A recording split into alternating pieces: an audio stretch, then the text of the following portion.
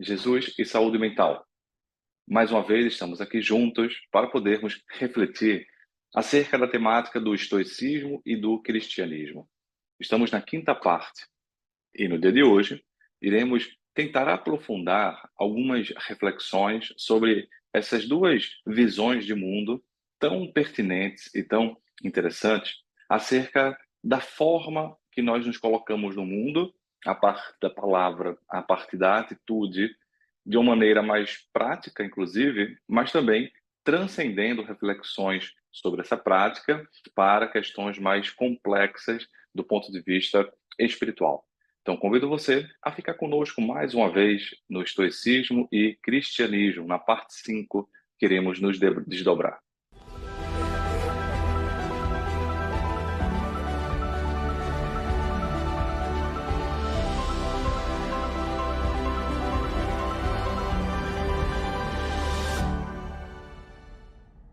Pois bem, nós iremos nos debruçar em alguns slides, que eu vou pedir ajuda do pessoal da técnica, do Sérgio, para poder ir passando e a gente possa vislumbrar alguns aspectos de 3 livros.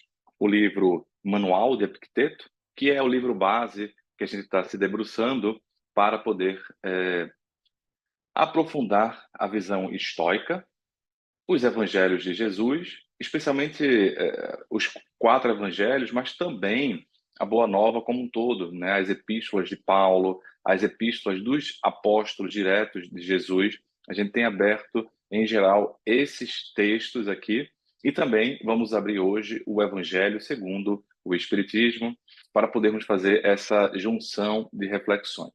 Então, utilizando aí, esse é o manual de Epicteto, A Arte de Viver Melhor. Existem várias edições, mas eu estou usando essa edição da EdPro, tá bom? Então, o Epicteto ele vai trazer a seguinte questão: e fica calado a maior parte do tempo,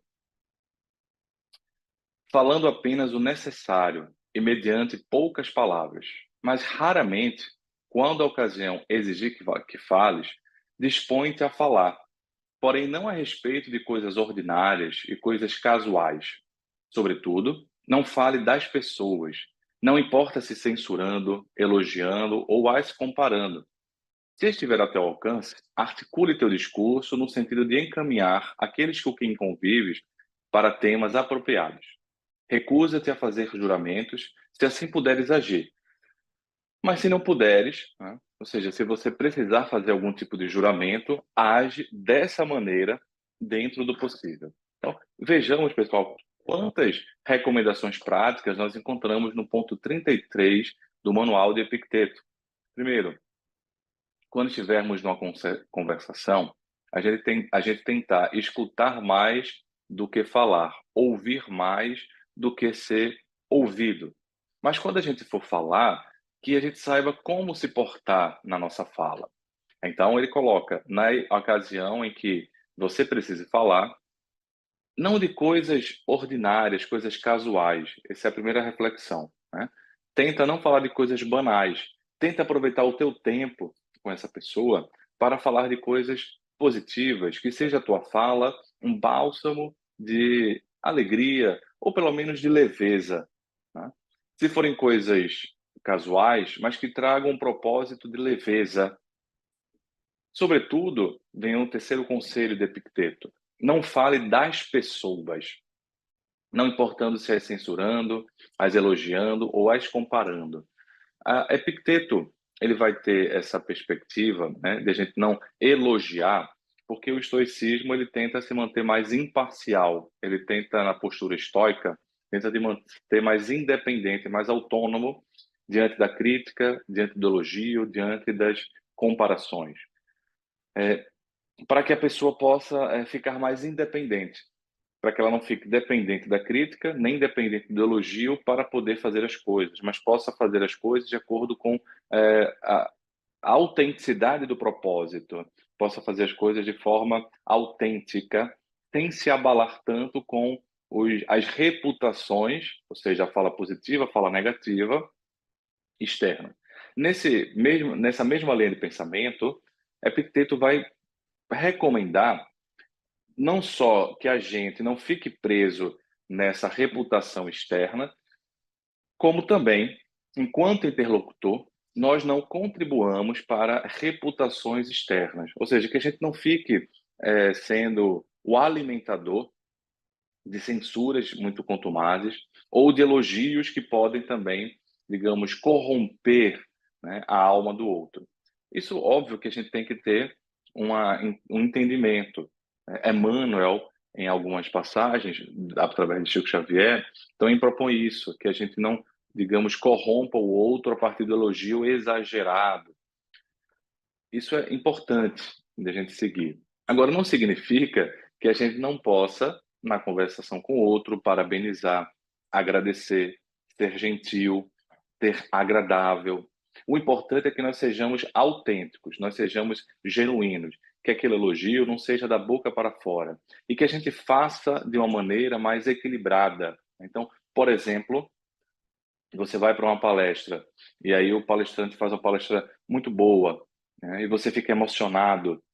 É muito mais útil para aquele que está falando você ir lá e falar a gratidão. Poxa, muito obrigado, como foi importante para mim hoje essas palavras. Do que, por exemplo, você ir com um elogio do tipo: você é um missionário, você é um dos apóstolos, você é um. Entende? Porque aí entra no campo, às vezes, da nossa fantasia e, eventualmente, o expositor também está no campo da fantasia, toda a fantasia egóica, e isso pode, digamos assim, enaltecer demais o ego dele. Óbvio que ele, enquanto expositor, ele precisa trabalhar a humildade no sentido mais profundo do termo. A humildade, segundo a psicologia positiva, também inspirando-me aqui nas colocações que aprendo dentro do Evangelho, não é se rebaixar negativamente falando. A humildade é saber o que se é fazer mais ou menos o que Jesus fez. Quem vocês acham que eu sou? E Pedro fala: tu és o Messias. E ele então coloca: que bom, você é Pedro, né? Simão, tu és rocha, tu és Pedro. Ou seja, Jesus ali, ele está sendo humilde ao identificar e ao admitir o que ele é. Então, ser humilde é admitirmos, é identificarmos o que nós somos, com as nossas dificuldades e com as nossas potencialidades, com as nossas fraquezas, mas também com as nossas forças. Identificarmos o que nós somos, não só o potencial que temos, mas aquilo que a gente já faz. Então, no final das contas, aquele que recebe um elogio é o principal, digamos assim, responsável para o destino desse elogio dentro do próprio ego, dentro da própria consciência, dentro da própria estrutura emocional. Mas, obviamente, nós, enquanto pessoas, podemos ajudar esses indivíduos falando da maneira adequada que possa estimular sem colocar excessivamente para cima, estimulando a vaidade excessiva do indivíduo, para que ele não possa cair nessa própria trama da vaidade. Então, é uma caridade que a gente vai fazer com o outro, sabendo como se portar. Mas isso não significa que precisamos nos tornar uma pessoa chata, né? Deselegante, deseducada. Né? Se levarmos, às vezes, ao pé da letra, por isso que algumas pessoas colocam assim: ah, mas o estoico é um chato. Porque às vezes, se você leva ao pé da letra tudo, de fato as relações ficam muito amornadas, muito destemperadas, sem tempero. Né? E esse contato é temperado, precisa ter o tempero do afeto. Então é importante a gente não entender essa fala de Epicteto, que a gente encontra também de uma maneira ou de outra replicada dentro da visão espírita, em alguns textos de Emmanuel, não como um convite à deseducação, mas como um convite à moderação, a saber como estimular, sem estimular a pessoa, sem estimular a vaidade excessiva dessa pessoa. Estimular o trabalho sem que você e ela entre também na fantasia do messianismo, que nós não temos ainda condição. Então, saber como usar o tempo, saber como usar as palavras. Aí vem a quarta questão que Epicteto coloca: recusa-te a fazer juramentos. Porque nem tudo que a gente jura, que a gente promete, a gente consegue fazer. Então é saber como fazer o juramento, saber como fazer a promessa. Porque, como ele coloca, nem sempre a gente não pode não prometer. E às vezes é muito importante, sim, essa promessa, mas é importante que seja uma promessa pautada na possibilidade de cumprimento. Ah, eu sempre ajudarei você. É uma promessa possível, porque depende muito de você, e como você é espírita, essa perspectiva de que você sempre vai ajudar te leva a um compromisso de modificação interior para que você ganhe uma envergadura moral que possibilite, de fato, essa ajuda continuada para uma pessoa, para um filho. Como você é espírita, você sabe que a morte é uma passagem, é uma desencarnação. Então, você pode continuar ajudando no mundo espiritual, mas para isso você tem que ter um compromisso de melhoramento, para que você tenha a permissão, a envergadura moral de realmente continuar ajudando. Então, veja que até uma promessa dessa, eu sempre ajudarei você, a gente pensa que depende só de nós, mas não depende só de nós por causa da imortalidade, depende de nós por causa de uma evolução, de um aprofundamento, porque a gente pode continuar junto até depois, desencarnado, da pessoa amada, mas a nossa estrutura moral, a nossa envergadura espiritual não dá a possibilidade de cumprir o que a gente estava desejando, que era continuar ajudando. Então perceba como é aprofundado, né? A gente pensar nessa conduta. De toda forma, acho que vale a pena resumir aqui. Na conversação, recomenda Epicteto, escuta mais do que fala. Quando fores falar, aproveita o teu tempo para falar de coisas mais edificantes, coisas mais apropriadas. Aproveita o teu tempo para trazer leveza para você e para o outro. Isso não significa, como a gente colocou, que nós não possamos falar de coisas mais simples. Não precisa falar toda hora sobre desencarnação, evolução, imortalidade, temas complexos da vida. Não, mas um diálogo fraterno, um diálogo de leveza, mas que também não seja só, digamos, a leveza o tempo todo, no sentido de falar a banalidade. Veja, ser leve na conversa, falar amenidades, não significa falar fofocas, não significa falar intrigas, falar coisas que desabonam você e o outro. Terceiro, quando você estiver conversando com o outro, procura não censurar demasiadamente. Não procura não elogiar demasiadamente. Procura falar de maneira adequada a edificar o outro, né? Um convite à edificação do outro, mas não a uma derrocada do outro, quer seja pela crítica, quanto mais, quer seja pelo elogio, quanto mais, que de uma forma ou de outra podem destruir o outro na sua vaidade ferida ou na sua vaidade excessiva. Recusa-te a fazer juramento sempre que possível, mas quando fizeres, tenta agir de uma maneira apropriada para o cumprimento desse juramento. A gente vai para o Evangelho e vai encontrar ali algumas passagens que eu queria trazer como algo bastante interessante. Primeiro, veja aí. Ouvistes também o que foi dito aos antigos: não perjurarás, não cumprirás os teus juramentos para com o Senhor. Quer dizer, não perjurarás, mas cumprirás os teus juramentos para com o Senhor. Eu, porém, vos digo: não jureis por hipótese nenhuma, nem jures pela tua cabeça, porque tu não tens o poder de tornar um só cabelo branco ou preto. Seja o vosso sim, sim. O vosso não, não. O que passa disso vem do maligno. É um aprofundamento bastante interessante que Jesus amplia os 10 mandamentos aí, nesse sermão do monte, anotado em Mateus, no capítulo 5, versículos 33, 34, 36 e 37, que eu pincelei. E vem no bojo do que a gente estava colocando ali no final de Epicteto. Procure não jurar. Ah, eu vou continuar lhe ajudando para sempre. Mas a gente nem sempre consegue modificar o nosso interior para ter o mérito de continuar ajudando. A gente pode continuar junto, obsediando, pode continuar junto, vigiando, mas não necessariamente beneficiando, porque isso depende de um trabalho interno de evolução, trabalho interno de ajuda pessoal. Então, até esse tipo de juramento, veja que não depende de nós. E aí o que Jesus quer trazer é justamente essa visão. Não jures nem pela tua cabeça, porque tu não podes ter o poder, tu não tens o poder de tornar um só cabelo branco ou preto. Isso aí nos mostra a submissão da nossa vontade à vontade do Criador.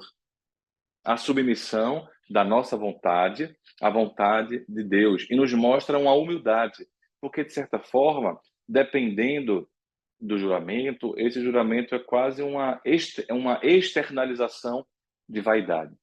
Eu juro que você não vai sofrer. Mas quem é que pode jurar isso? Eu juro que eu vou lhe proteger de todos os problemas. Quem disse que a gente tem esse poder? Então, às vezes, o juramento é uma exteriorização da nossa vaidade excessivamente posta no campo do poder, né? Como se a gente tivesse todo esse poder. Então, Jesus nos lembra: olha, tu não tens o poder de tornar um só cabelo branco ou preto. O poder maior é de Deus. Então, Deus é que pode, de fato, jurar, digamos assim. Nós não temos essa capacidade. Então, Jesus faz o convite: seja o vosso falar sim, o vosso falar não. O que passa daí vem do maligno, ou seja, nem tudo pode ser cumprido. Talvez a gente pudesse dizer assim agora, com a visão espírita, como um amigo, né? Um amigo falou recentemente para mim: eu irei ajudá-lo até o final da minha existência e quando eu desencarnar, se Deus permitir, se os benfeitores permitirem, se eu estiver ao alcance, eu continuarei ajudando no mundo espiritual tal trabalho. Então veja que ele está falando sim, sim, não, não. Eu quero, eu prometo que eu quero. E se eu tiver oportunidade, ou seja, se Deus deixar. Então é um juramento adequado a essa profundidade do que a gente está dizendo, porque é um juramento que vai alinhado à humildade. No final das contas, a gente está sendo convidado a sermos mais humildes e entendermos a limitação do nosso poder e, portanto, a limitação do que a gente pode falar, do que a gente tem condições de falar de maneira mais apropriada. Diz ali Paulo aos Colossenses, nesse aí uma articulação muito parecida com o Epicteto, quando ele vai dizer assim: aproveita o teu tempo para falar coisas que edificam, né? Tratai com sabedoria os de fora, sabei tirar proveito do tempo presente, que a vossa palavra seja sempre agradável, temperada com sal. Veja que coisa interessante. Não é que a gente vai ser uma palavra chata, mas temperada com sal. Às vezes, o elogio é sal excessivo, que salga demais e perde o gosto, porque é importante ter um amor próprio, é importante ter uma coragem para poder fazer as coisas, mas um amor próprio excessivo, ele se destempera, ele se degenera e acaba caindo nas tramas da prepotência. E aí isso pode fazer com que a pessoa prepotente se coloque em situações de risco que ela não tinha condições ainda de enfrentar e a derrocada vem. De modo que saibas como convém responder a cada um. Então é ser agradável, mas ser temperado. Não saia dos vossos lábios, diz também Paulo aos Efésios, nenhuma palavra inconveniente, mas na hora oportuna, a que for boa para a edificação, que comunique graça aos que ouvirem. É a consequência disso tudo que a gente está dizendo, né? Então veja que entrelaçamento interessante de coisas profundas, né? Que mexem aí com princípios espirituais do cristianismo, mas que nos colocam esse cristianismo no dia a dia. Uma prática do cristianismo de forma simples, coisas que a gente não imagina ou às vezes ignora, que a gente imagina assim, que essa prática do cristianismo ela vai ser posta apenas em grandes obras sociais, em grandes martírios pessoais, mas tem a prática do dia a dia e essa parte 5 desse programa, né, estoicismo e espiritismo e cristianismo, eu acho que tem muita utilidade para vermos coisas práticas do dia a dia, como traduzir nosso evangelho para uma prática diária, para que essa prática diária, esse comportamento ele venha ao auxílio das nossas emoções, ao auxílio dos nossos pensamentos, e aí comportamento, pensamento e emoção, digamos assim, harmonizados, possam nos trazer saúde mental. Falando sobre o escândalo, Jesus, como anota Marcos, ele vai dizer assim: o sal é bom, Mas se o sal se tornar insípido, como retemperá-lo? Então, tende sal em vós mesmos e vivei em paz com uns com os outros. É isso, né? É a capacidade de temperar de forma adequada com o sal a nossa comunicação, para que a nossa comunicação possa traduzir um equilíbrio e possa trazer um equilíbrio, não só traduzir um equilíbrio interno, mas possa trazer para nós um equilíbrio interno. A gente possa ir treinando com o comportamento da palavra os nossos pensamentos, as nossas emoções e, ao mesmo tempo, construindo com o auxílio da palavra, da interação social, um equilíbrio, uma emocionalidade no outro mais equilibrado, ou seja, um estímulo, mas não um excesso de vaidade, né? Uma ajuda para corrigir uma coisa e outra, mas não um desestímulo. Seja o vosso falar um sim, um simples não de Jesus. Epicteto, ele vai continuar nesse ponto 33 que eu dividi, dizendo assim: nos diálogos das reuniões sociais, esquiva-te de evocar muito ou em excesso teus próprios feitos ou perigos.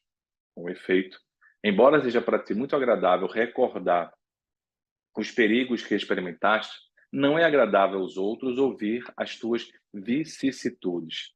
Muito interessante aí a proposta de Epicteto, quando ele vai mais ou menos nos chamar assim uma moderação, né? A ser mais discreto, não utilizar o outro, né, para ficar se lamuriando, evocando os perigos, as vicissitudes da nossa vida eternamente. Eventualmente, essa outra pessoa não tem nem condições emocionais de escutar, ela vai ficar tão impactada, tão ansiosa, que a gente vai, ao colocar esse peso da nossa vida nela, vai até prejudicá-la, indo consequentemente nos prejudicar.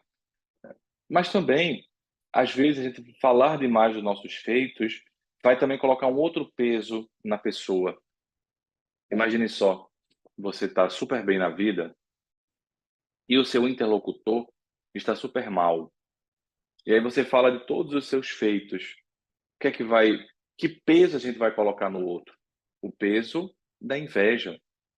Certamente o outro, por estar mal, por não estar bem, ele vai ver no nosso bem-estar um estado em que ele queria estar. E porque ele está numa perturbação, essa esse olhar para mim, esse olhar para você com comparação, não é um estímulo, não vai gerar nele um estímulo para que ele possa construir o caminho até o local que nós estamos, mas uma inveja de querer estar no nosso local. E aí pode ser algo destrutivo para ele e para você. Então, ser moderado, né? Saber as pessoas, conforme a intimidade for maior, né? Então, não for apenas uma reunião social, mas a intimidade for maior, você tem mais cumplicidade com o outro, aí você também tem mais abertura para o outro entender você e o outro ficar feliz pela sua felicidade e não com inveja da tua felicidade, dos teus feitos. Para o outro ficar com uma postura de consolação diante das tuas dores, diante dos perigos, diante das tuas reclamações e que possa ajudar. Então é interessante a gente entender isso, é um trabalho evolutivo mesmo, sabe? De um treino evolutivo. Por quê? Porque a gente às vezes vai desabafar as nossas angústias para uma pessoa que não está preparada, aí vai desabafar as nossas raivas, as nossas mágoas, as nossas dores nesse sentido. Aí o que é que acontece? O outro é nosso amigo, tem até uma cumplicidade, mas ele não tem uma maturidade. Então o que é que acontece? A nossa mágoa excessiva vai gerar nele também uma mágoa excessiva, e aí ele vai tomar as nossas dores e vai querer, digamos assim, se vingar mentalmente, emocionalmente. Aí a gente acaba criando um problema, porque depois você perdoou já fulano, cicrano, mas o amigo, o familiar não perdoou. Então, às vezes, é melhor uma omissão, sabe? Para proteger o outro de uma raiva empática, mas uma raiva que ele não tem ainda maturidade para aguentar, não tem maturidade ainda para discernir. Você pode ter uma cumplicidade para com o outro, e você vai falar das tuas angústias, aí vai falar das tuas ansiedades, das tuas tristezas, dos teus medos, mas o outro, apesar de ter uma cumplicidade empática com você, ele também não tem uma maturidade emocional e espiritual. E aí as tuas dores desse sentido, de angústias, tristezas, vai poder gerar nele ou uma raiva em relação às pessoas que contribuíram para isso, ou um excesso também de preocupação, um excesso de padecimento com você. Vai ficar tão triste que aí depois você vai ter um trabalho para consolar essa pessoa, tendo que se consolar. Então, às vezes, estrategicamente, é melhor pensar: será que essa pessoa que eu vou falar nessa convivência social, ela tem maturidade emocional, espiritual, moral, para poder ter essa cumplicidade sem trazer atrapalhos depois? Porque aí depois eu posso ter que, eu já consigo superar, mas aí a mãe, o pai, o irmão, o amigo não consegue superar. Aí eu acabo me sentindo meio culpado ou com alguma sensação de dever para ajudar nessa evolução também dele, porque afinal eu já consegui virar a página, né? E o outro não consegue virar a página porque ficou preso na nossa dor. Da mesma forma, o outro pode ser uma pessoa cúmplice, amiga, empática, gostar de mim, só que está passando por uma situação muito delicada na vida. Aí, se eu vou falar para ele os meus feitos, as minhas felicidades, as minhas conquistas, isso pode gerar um comportamento invejoso, um sentimento invejoso de destruição dele próprio e ou destruição de você. Então, é bem interessante a gente poder não ficar amordaçado, mas ficar amadurecido para entender o que é que dá para falar. Aí a gente saiu de uma questão de uma reunião social geral e entramos num convívio social mais íntimo, né? Porque se não tiver intimidade nenhuma, se você, a pessoa do teu lado não tem intimidade nenhuma,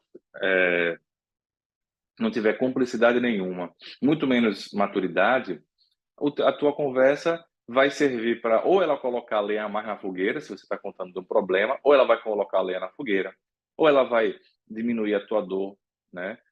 Vai entrar como se fosse uma fofoca de sei lá, de uma novela e vai dar alguma opinião assim meio leviana do que você deveria fazer, ou do que eu deveria fazer, como se fosse uma coisa meio de novela, esquecendo que você está vivenciando aquilo, mas a pessoa ela é apenas um ouvinte, ela é apenas um transeunte.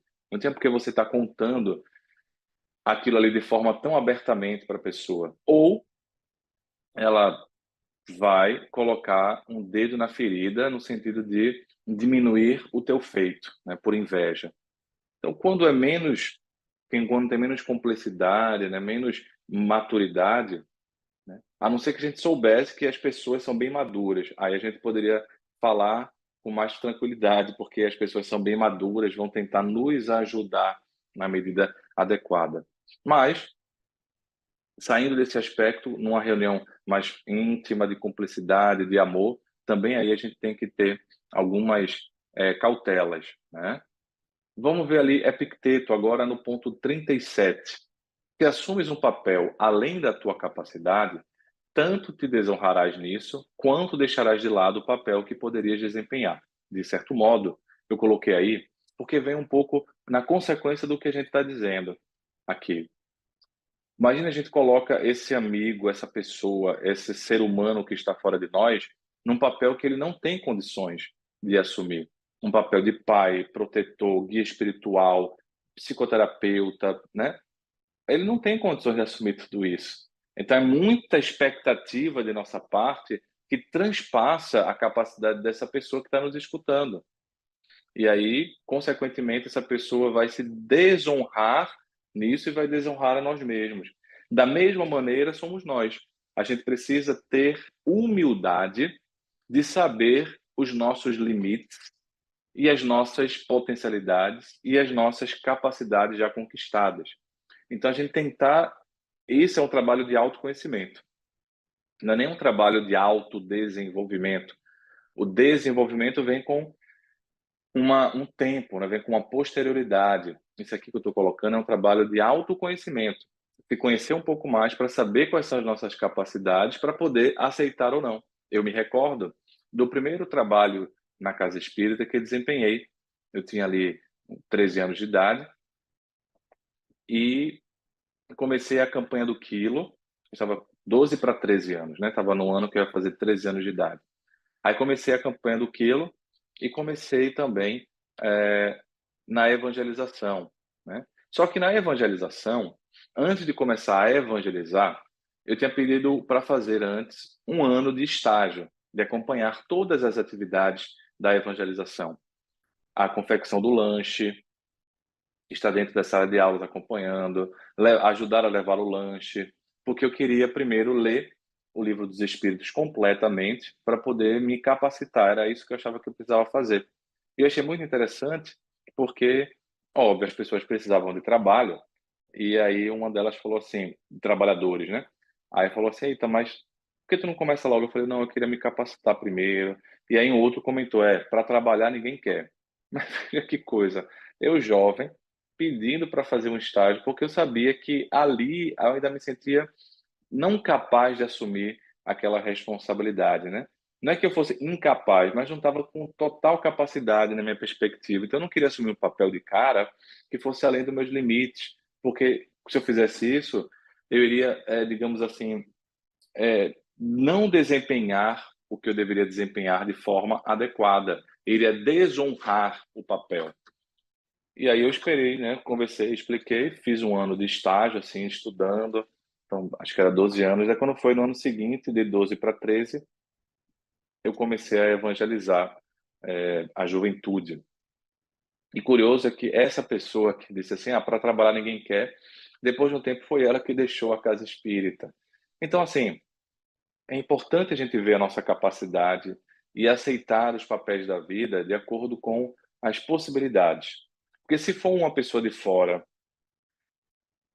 que convida, porque tem uma frase, né? Quando o trabalhador está pronto, o trabalho aparece, certo?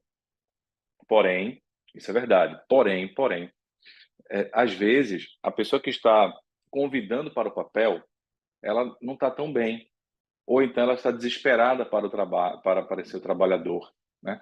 E eventualmente você não tem ainda essa condição.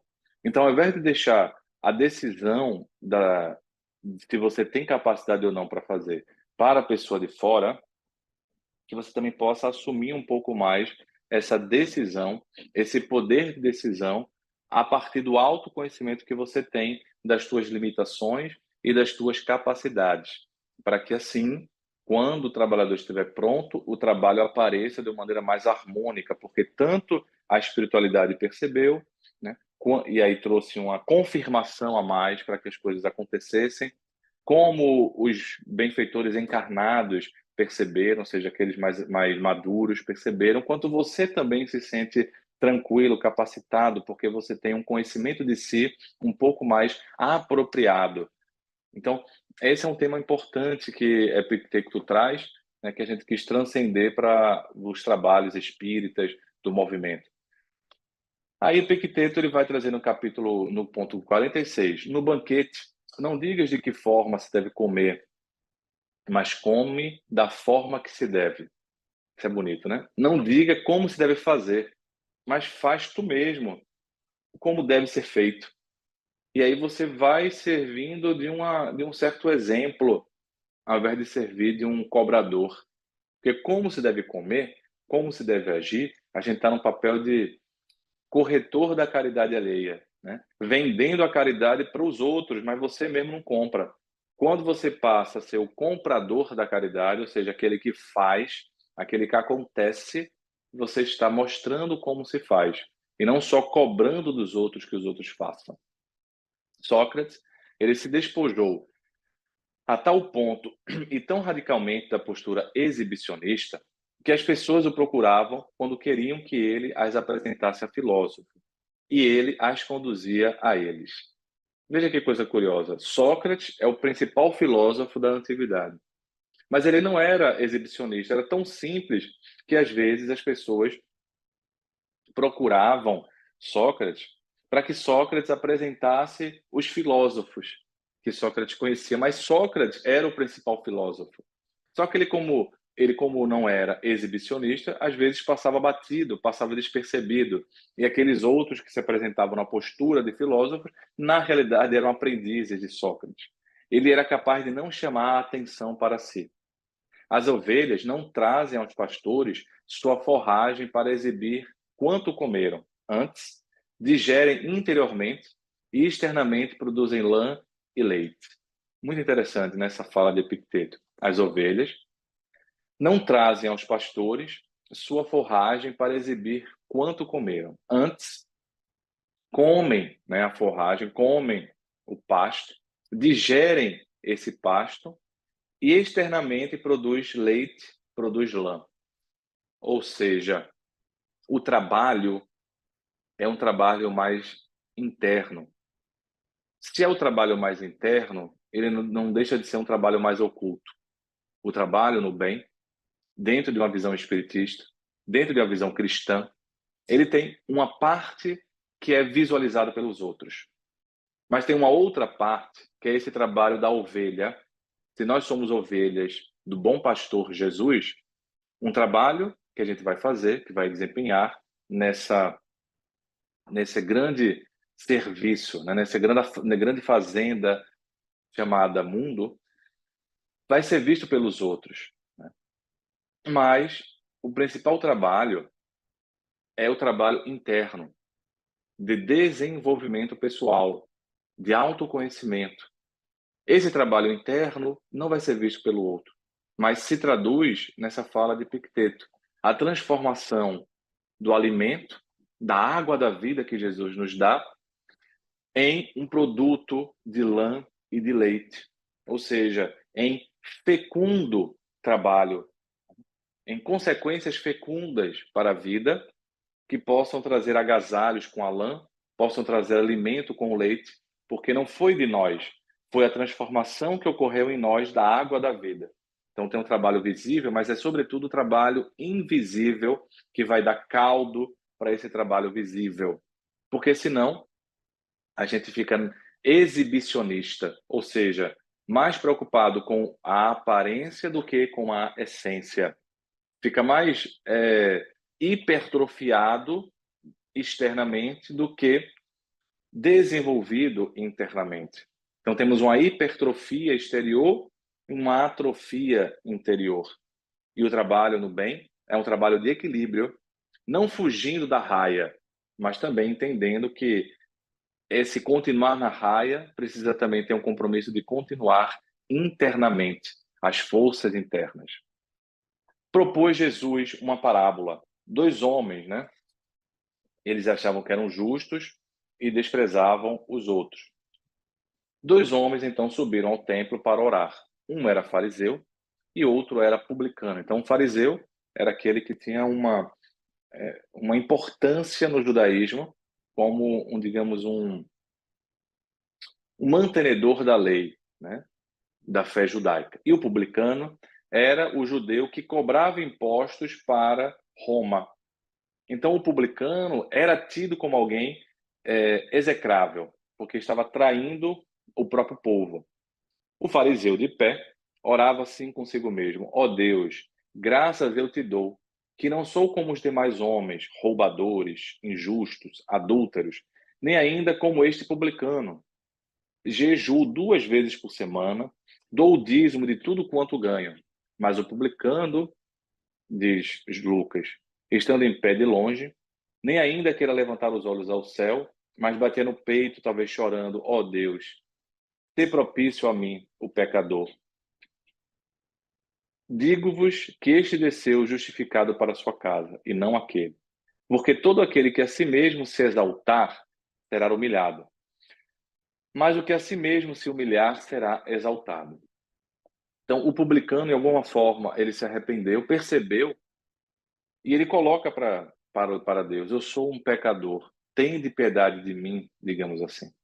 Enquanto o fariseu, ele se acha, porque está fazendo as coisas externas, visíveis, que podem ser contadas, mas talvez esse fariseu desse exemplo, como muitos fariseus, né, do que a gente encontra no Evangelho, era a figura desse sepulcro caiado, bonito por fora e oco por dentro. Aquele exibicionista que é hipertrofiado por fora, mas atrofiado por dentro. E o publicano, ao perceber a própria miserabilidade, ao perceber a própria atrofia geral, digamos assim, ele já está se capacitando para uma nova etapa, porque ele está entrando numa autenticidade que é o arrependimento. Veja João Batista no trabalho de preparação para Jesus vir, ele falava no deserto: arrependei-vos, arrependei-vos. Vejamos na crucificação, nós temos ali ao lado de Jesus dois bandidos, sendo que um bandido se arrepende profundamente no contato com Jesus, talvez pensando das próprias encrencas, e esse arrependimento faz com que Jesus diga assim: em verdade vos digo que hoje estarás comigo no reino de Deus. O arrependimento é o passo fundamental para a gente poder fazer algum tipo de evolução.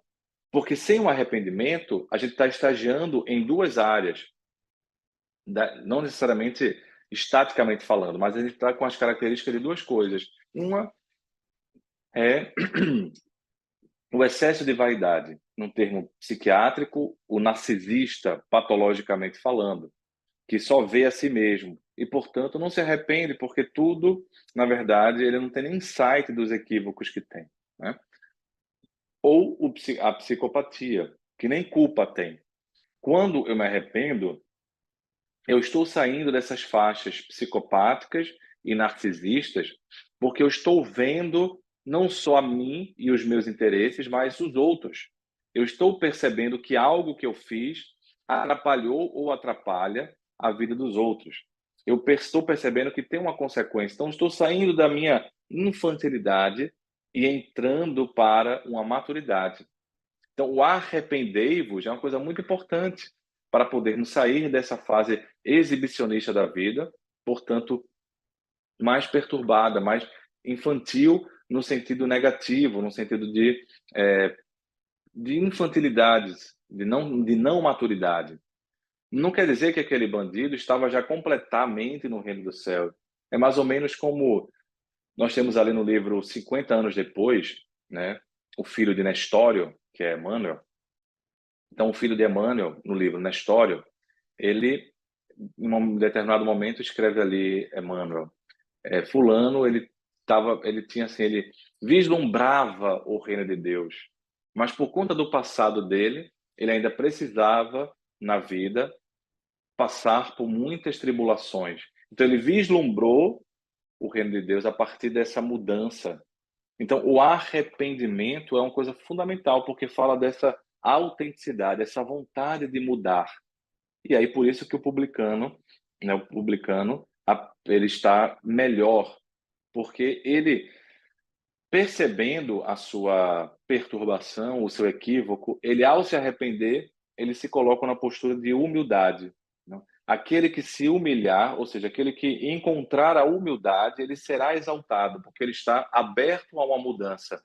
Mas aquele que se exaltar no exibicionismo, porque está oco internamente, ele vai ser humilhado futuramente.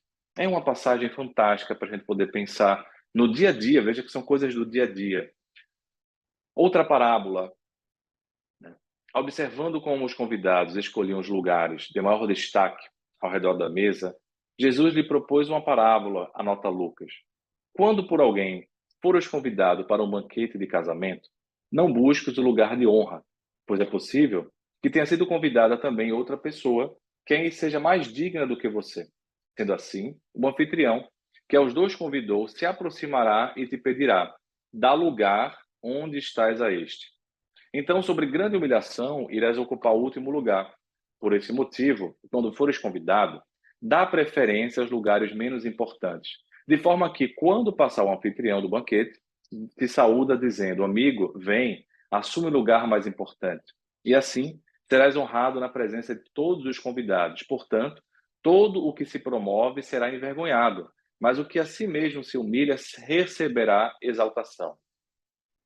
É uma outra linguagem aí trazida por Lucas, que a gente pode até traduzir, até pensando assim na parábola das bodas, né, de núpcias, não é ser convidado para a festa do reino dos céus que nós já estaremos aptos a entrar profundamente no reino dos céus. É preciso vestir a túnica nupcial, estar adequadamente vestido. Esse adequadamente vestido trata-se também do nosso perispírito alinhado espiritualmente com o ambiente, para que a gente possa se conectar ao ambiente. Esse perispírito adequadamente vestido, ele traduz essa esse equilíbrio entre o exterior e o interior. Quando estamos com a túnica nupcial, estamos no lugar adequado, porque a gente está não só hipertrofiado de fora, mas já também hipertrofiado de dentro. Ou pelo menos com o trofismo adequado, nem hipertrofia, nem atrofia. Estamos coerentes, estamos mais equilibrados, estamos mais inteiros e, portanto, mais habilitados para esse festim. Então, nessa parábola, mais uma festa. A festa simbolizando o reino de Deus. A festa simbolizando o momento de alegria que todos nós almejamos de uma transformação mais profunda no nosso interior. A festa do Evangelho na Terra, simbolizada pelos movimentos que nós produzimos, por exemplo, o movimento espírita. É preciso que nessa festa a gente saiba o momento de poder assumir atividades mais profundas e às vezes ficar na retaguarda. Às vezes ficar no momento de preparação, não se expor rapidamente, sem que o nosso coração esteja adequadamente preparado para a exposição, para que a gente possa tomar o lugar de maneira adequada e ser convidado, ser convidado. A lógica do mundo é outra. Na lógica do mundo, me diria um professor, se você quer, vai lá e pega. Na lógica do mundo, a gente vai lá e pega o local, através de campanhas para poder assumir o cargo. Na lógica de Deus, nós assumimos o cargo a partir da capacidade de fazermos o encargo que o cargo propõe. Para podermos ter a capacidade de fazer o encargo, às vezes a gente até se espanta. Mas por que eu fui chamado? Será que eu tenho condições? Bem, se Deus o quis, se as pessoas ao lado estão equilibradas e te fizeram um convite, e se você o sente, como diria um amigo espiritual, sem saber de nada dos acontecimentos, o médium dizia assim, me chamou o nome e falou, tu sabes, tens provas e sentes. Quando essas três coisas estão alinhadas, a gente está no caminho mais equilibrado, mais harmônico, porque a gente sabe, no sentido intuitivo, a gente teve provas para poder se convencer e não só saber, e tente para poder ter a fé, que não é só saber e ter provas de revelações. A fé significa sentir que esse é o momento, de que chegou a hora para o trabalho se edificar em outra etapa. Aí sim, quando temos uma reunião dessas características, podemos ter a convicção que quando o trabalhador está pronto, o trabalho aparece. Allan Kardec, em O Evangelho segundo o Espiritismo, ele relembra muito bem que é preciso ter cuidado com uma outra categoria perigosa de falsos cristos e falsos profetas, de pessoas que estão mais no exibicionismo, na hipertrofia externa do que no desenvolvimento interno. E às vezes podem ser fruto de uma palavra que nos enaltece excessivamente e a gente nem teria condições ainda, porque a própria pessoa não tem condições, sem querer ela está sendo um falso Cristo, um falso profeta. E Allan Kardec traz atenção não só para os encarnados, mas entre os desencarnados. Aqueles espíritos que são enganadores, hipócritas, orgulhosos, pseudo-sábios, que passaram da terra para a erraticidade e tomam nomes venerandos para que, sobre a máscara de que se cobrem, facilitem a aceitação das demais singularidades né, das mais singulares e absurdas ideias.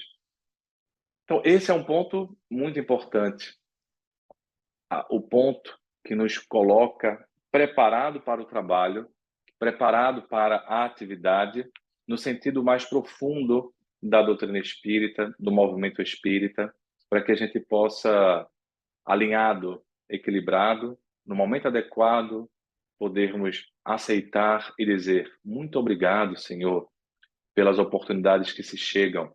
Eu irei aceitar, porque é isso que eu vim fazer. Eu sei, tenho provas e sei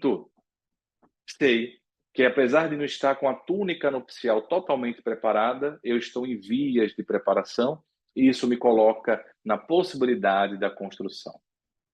Mais perto de ti, meu Deus, eu espero chegar um dia, porque tu és a minha alegria, a minha esperança, consolo e luz.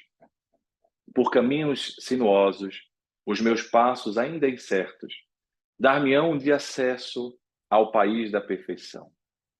Pela estrada sinuosa, de escolhos e de sofrimentos, hei de encontrar o sustento na doce paz de Jesus. E quando lá chegar, de lá enfim, eu cantarei as glórias deste sacrifício presente, porque me fez o benefício de vislumbrar e de divulgar outros céus. E lá, caminhando, diferente, bem feliz e bem contente, eu finalmente direi: mais perto de ti, meu Deus, eu estou. Essa é a ambição do trabalhador do Cristo. Essa é a ambição do cristianismo, daquele que deixou o cristianismo entrar na sua vida. Para isso, caminhemos com paciência, com tranquilidade, com parcimônia, com equilíbrio, com moderação, para que as coisas aconteçam no seu tempo, na sua hora, na sua medida. Fique em paz, fiquemos em paz hoje e sempre.